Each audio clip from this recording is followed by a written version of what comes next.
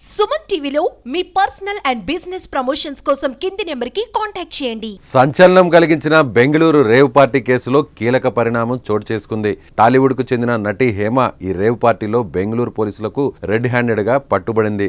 కానీ తాను అక్కడ లేనని హైదరాబాద్ లోని ఓ ఫామ్ హౌస్ లో ఉన్నట్లు ఓ వీడియో రిలీజ్ చేసి అందరినీ నమ్మించే ప్రయత్నం చేసి బోల్తా పడింది.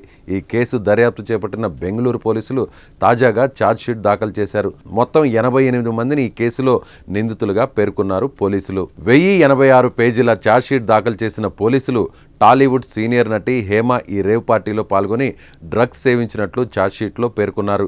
ఈ పార్టీలో MDMA డ్రగ్ను హేమ సేవించినట్లు ఆధారాలను పోలీసులు సేకరించడంతో పాటు మెడికల్ రిపోర్ట్స్ను ఛార్జ్షీట్కు జోడించారు. హేమతో పాటు పార్టీకి వెళ్లిన 79 మందిని నిందితులుగా పేర్కొన్న పోలీసులు పార్టీ నిర్వహించిన 9 మందిపై ఇతర సెక్షన్ల కింద కేసు నమోదు చేశారు.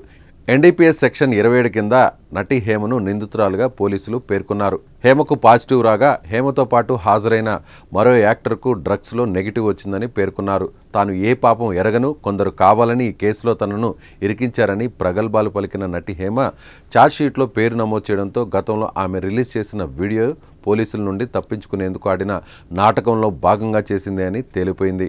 ఈ కేసులో దూకుడు మీదున్న పోలీసులు హేమ అరెస్టుకు అన్ని ఆధారాలు సేకరించారని, త్వరలోనే అరెస్టు తప్పదని సమాచారం.